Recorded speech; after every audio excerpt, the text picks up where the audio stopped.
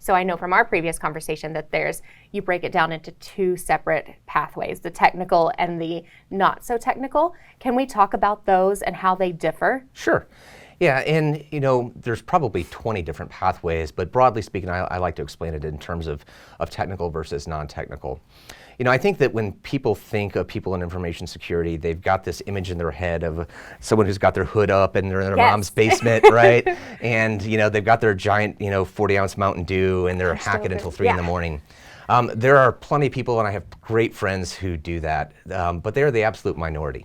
Okay. They are the people who we think of in the same way of when we think of people who play football, the people who we see on Sundays, right? Right. And I'm not saying that they're better than anybody else, but they are a rare breed, Okay. right? I would say that there's probably close to 10-to-1 ratio of people who do things that are not that in information security, if not more, to be quite honest with you. So let me kind of, break it down into technical and non-technical, and then talk about maybe some of the various domains that exist in each one of those. So I'll talk about the technical side, because that's what everybody, Let's talk about the fun stuff let's first. talk about the fun stuff first, okay? So let's put to the side the penetration tester, that person who's doing the hacking, if you will. We'll talk about them later because they really are the minority. People who are doing technical work in information security, the primary role for them is actually just securing the network. It's making sure that you're locking the doors and you're closing the windows. Penetration testers, they come in and they try to test the defenses that are in place. But if you haven't put any defenses in place, then it's not a very exciting test, right? You wouldn't hire someone to try to break into your house, to test your defenses if you didn't lock all your doors, alarm your alarm system and whatnot. And so there are a lot of various different technical sides of that defensive preparation phase, if you will, for an attack. Ensuring that you've got the walls as high as you need them and there's no holes in them.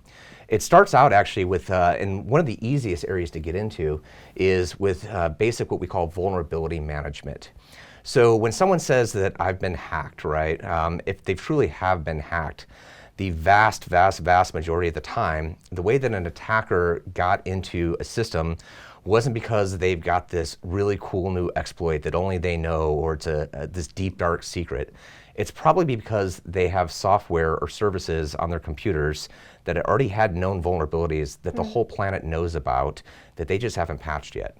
And so they haven't performed the regular, routine, kind of boring maintenance of every quarter, every month, every other week, depending upon your resources, of scanning your environment and determining where do I have work to do, where do I have things that are out of date. What about the non-technical side?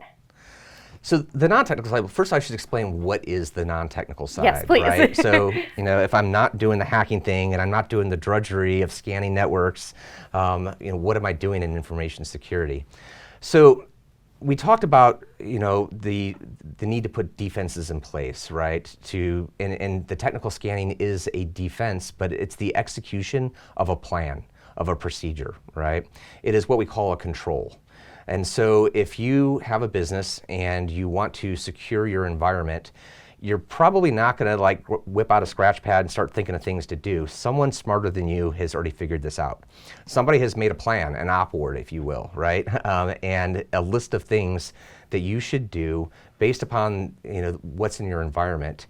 And if you're not doing these things, you're probably got unlocked doors and open windows, right? And so we call these control frameworks.